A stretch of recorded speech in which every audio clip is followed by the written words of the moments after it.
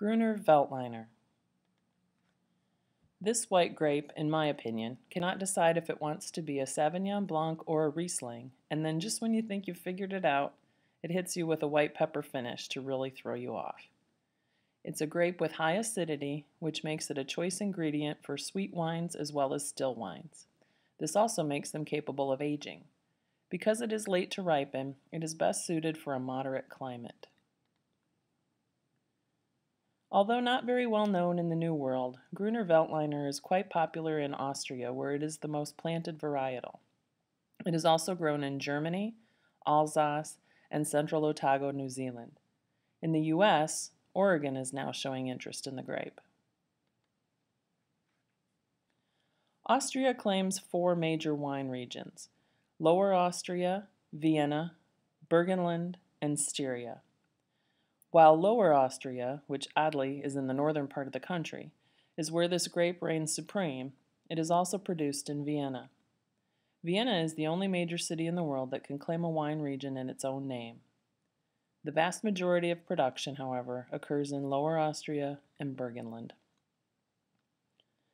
Austria's wine laws are quite similar to those of Germany, however the minimum must weights are higher, so you'll see sweeter wines at the levels of the same name. They also categorize quality into Tafelwein, Qualitätswein, and Predikatswein, but add another 2 levels. Ausbruch is a dessert wine whose classification would fall somewhere between Beerenauslese and Trockenbeerenauslese. Strohwein is a production method wherein bunches are laid out on straw mats over the winter to concentrate the sugars and flavors. You should definitely choose a representative from Austria for your first choice in this tasting exercise. As your second, pick one from Oregon or New Zealand. Do you detect any differences in the type of fruit you're smelling or tasting? What about white pepper? Do you detect that? Gruner Veltliner is much said to be a perfect accompaniment to Wienerschnitzel because of the white pepper notes. If you decide that you're a fan of this wine after this taste experiment, you have now earned the right to start calling the grape by its nickname, Groovy.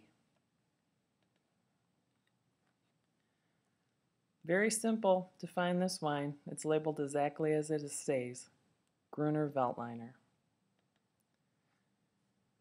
In the bottle, you should find green fruit, citrus fruit, spice, again in the form of white pepper, tropical fruit, and vegetal notes.